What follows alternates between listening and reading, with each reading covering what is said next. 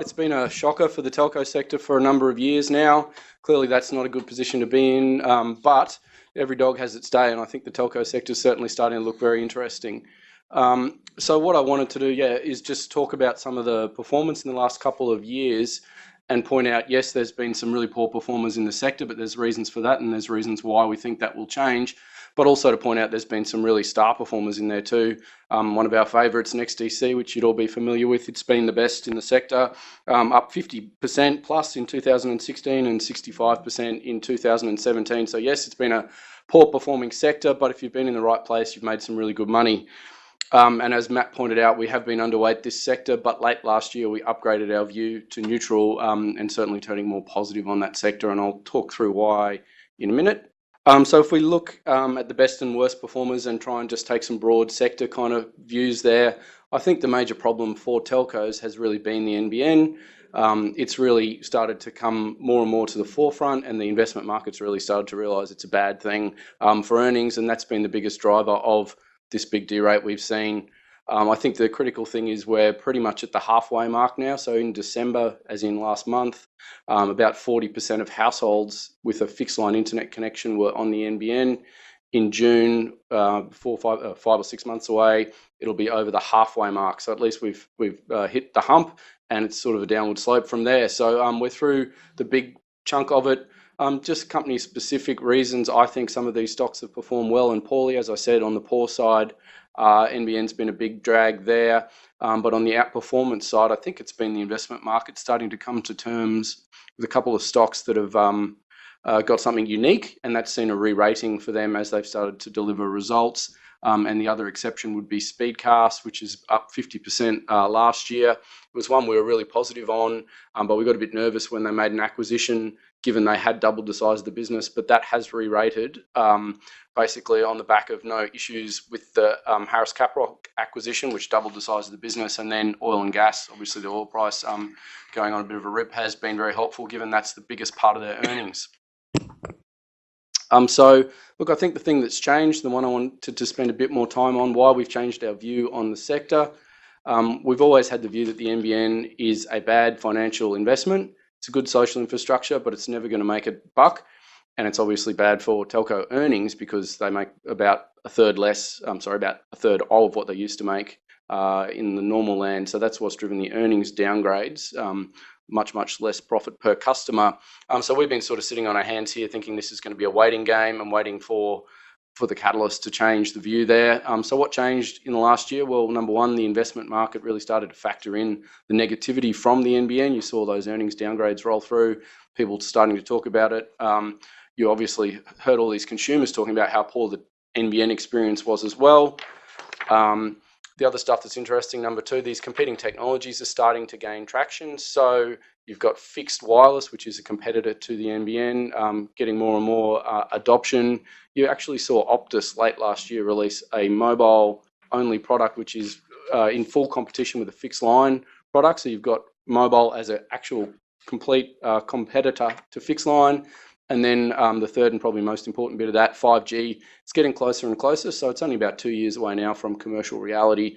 You'll start to see some trials from Telstra before the Commonwealth Games in the next couple of months, basically, on 5G. So it's getting closer and closer. So people are starting to understand it. Third point, the regulators. We saw a few reports from the ACCC and ACMA basically saying the NBN is going to end badly and it shouldn't be subsidised from other things. And probably the most important thing that I saw was our Prime Minister, Malcolm Turnbull, quoted in the AFR saying the NBN's never going to make a buck.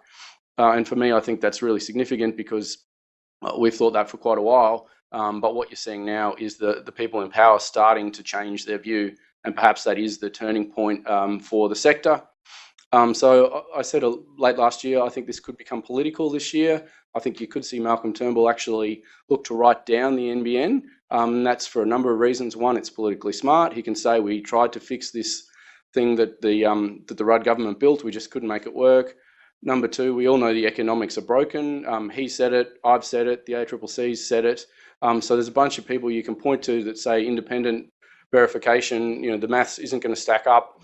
But the most important one is if you actually do lower the value of the NBN, you can lower the last mile access costs, and that solves the consumer problem. So what happens is instead of charging lots of money, you charge a reasonable rate.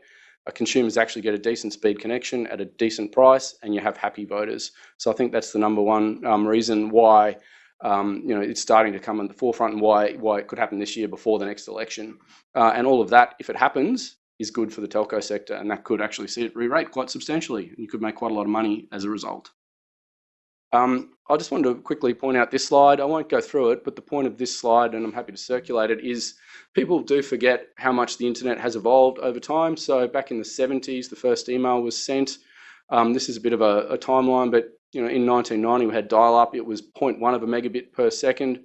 Where we're at now, the average speed in Australia, fixed lines, about 11 megabits per second, and mobile is actually faster on average, and then along comes 5G, and it's going to be way, way faster. So worth just stepping back a little bit and thinking about history and how much the speed of both fixed and mobile has evolved, so you don't miss the forest through the trees.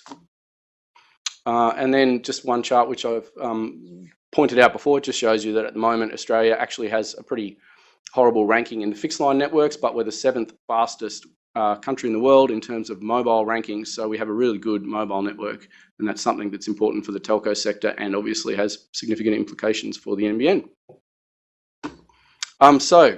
Key picks for the year ahead. As I've talked about recently, Telstra is our number one pick. We upgraded it to an ad on the result. We think it's cheap, on around 12 times earnings. You're getting nearly 9% gross yield, so you're getting paid to wait here. The thing is, it's very hard to pick the timing with the NBN and the changes, even though I think they'll happen, and I hope they'll happen this year. There's certainly no guarantees. Telstra is going to pay you to wait. I think they've got plenty of upside when/if this happens. And I do think you're starting to see the investment market turn. You've seen more and more people starting to make positive commentary around Telstra. We put it on a buy. We were the first, but we've seen 2 sell-side analysts upgrade to buys since then. And you see in the paper, even just yesterday, some of the big investment houses talking about it. So definitely a stock worth owning in this year.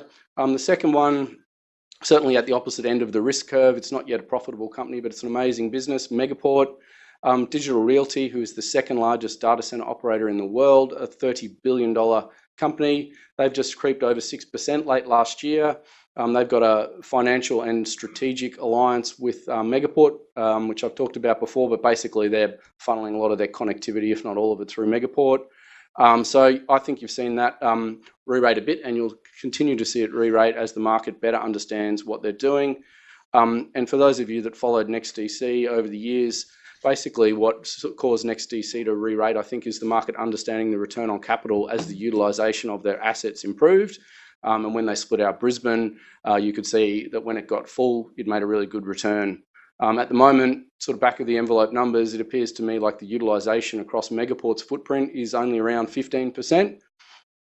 They've got about an average of 12 active ports per data center, and I think they install close to 80 ports per data center. So utilization is pretty low, just based on where they're at now. If they get that to 40%, they should be able to become EBITDA positive.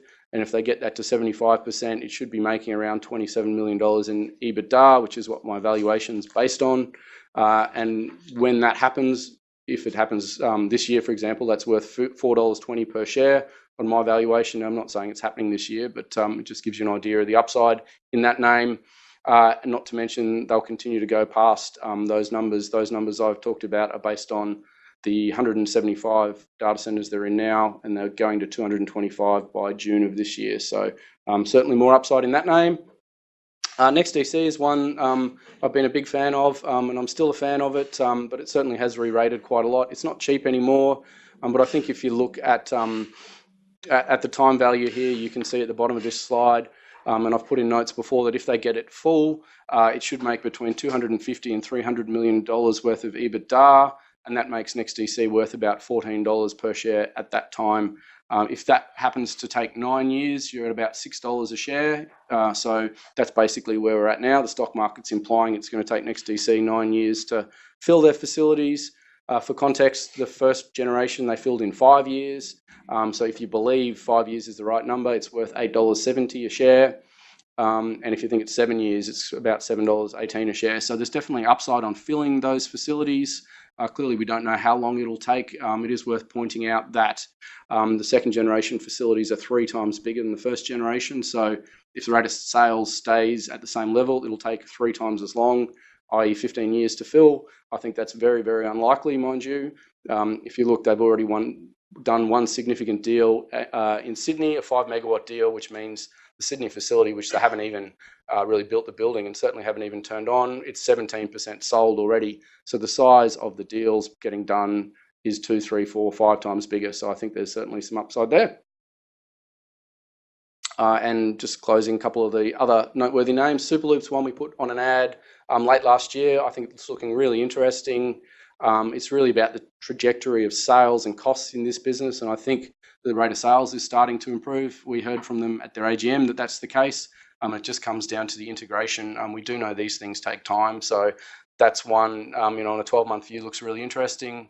We talked about Speedcast. We just want to watch the cash flow in that business, and maybe just closing off on the two that we did change our tune on. We've had reducers on both TPG and Vocus. We've upgraded them to holds.